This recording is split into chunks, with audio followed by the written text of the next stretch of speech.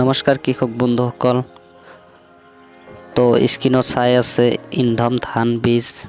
আজি তাৰে সময়সীমাৰ বিষয়ে আলোচনা কৰিম।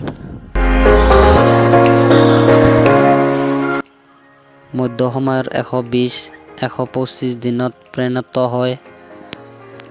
দীঘল মোটা ধান, দীঘল ঠোক আৰু ওজনদাৰ দানা।